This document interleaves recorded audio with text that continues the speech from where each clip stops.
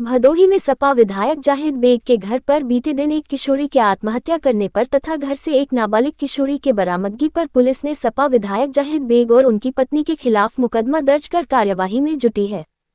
इस मामले में जहां भाजपा के नेता कुंवर प्रमोद चंद मौर्य ने पुलिस की कार्यवाही को सही ठहरा रहे हैं, वहीं भदोही के कांग्रेस नेता राजेश दुबे ने पुलिस के कार्यों पर सवाल उठाते हुए बड़ा बयान दिया। देखिए, पहले तो भदोही के विधायक जाहिद भाई के यहाँ जो एक काम करने वाली लड़की थी, उसने जो आत्महत्या किया, उसकी आत्मा को ईश्वर शांति प्रदान करें और उसके परिजनों के प्रति हमारी पूरी सहानुभूति है। लेकिन जिस तरह से बाद की घटना में एक और बालिका जो कि निराश्रित है, माता पिता विहीन है, उसको आश्रय दे करके और उन्होंने उसका लालन पालन करते हुए और जिस तरह से अपने घर में रखा था, उसको बंधुआ मजदूर बता करके मुक्त कराने की बात और फिर से बाल गृह में भेजने की बात, ये जो प्रशासन की कार्यवाही है, ये समझ से परे है। और हम समझते हैं कि इस कार्यवाही को अगर हम ये कहें कि यह भेदभाव पूर्ण कार्यवाही है तो किसी भी प्रकार से अतिशयोक्ति नहीं होगी। इसलिए इस विषय को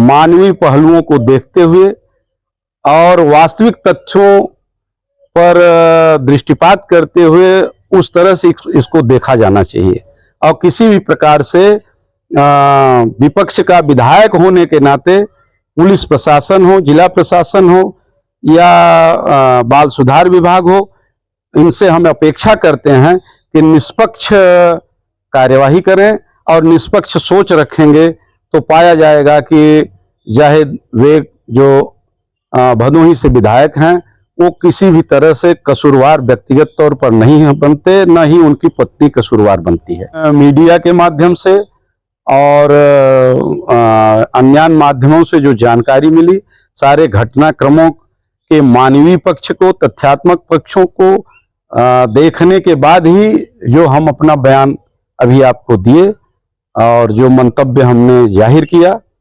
वही हम उस पर हम कायम हैं।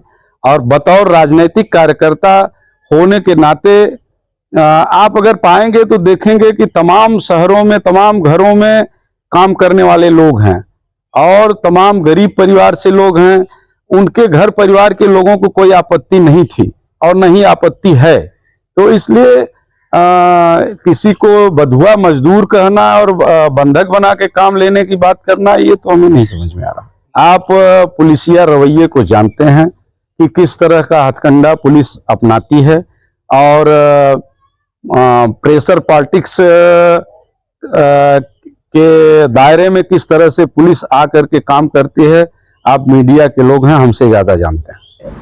यही जो घटना हुई है तो उस पर कुछ न कुछ कार्रवाई होगी, क्योंकि फांसी लगा करके या फांसी को दिखा करके उनके घर मकान के ऊपर ये घटना हुई है, इसलिए ये जांच का विषय है। उसमें पुलिस प्रशासन पूरी तरह से न्यायपूर्ण ढंग से तह तक जाने के लिए प्रयासरत है। लेकिन इतना तो मामला बनता है कि लड़की नाबालिग थी और पहले से काम कर रही थी। क्योंकि घटना हो गया है तो निश्चित सब पूरे जिले वासियों, प्रदेशवासियों के निगाह में वो आ गई। लड़की अगर नाबालिग है और उनके मकान के ऊपर, उनके मकान में फांसी लगाया, उसकी डेथ हुई, तो वो जांच का विषय है। लेकिन नाबालिग होने के नाते और वो 7-8 साल से उनके यहाँ काम कर रही थी, तो संविधान में जो नियम कानून दिया गया है उसके अंतर्गत कार्रवाई होना लाजमी है। ये प्रशासन का उत्तरदायित्व है। तो भारतीय जनता पार्टी की जो सरकार है वो बिना भेदभाव विहीन, कहीं अगर अपराध बनता है तो उसके हिसाब से कार्रवाई हो रही है। अब जो भी है, विधायक जी के यहाँ जो भी हुआ, निश्चित हम लोग ईश्वर से प्रार्थना करते हैं कि वो नाबालिग लड़की की जो मृत्यु हुई है उसके आत्मा को शांति प्रदान करें। और हम लोग उस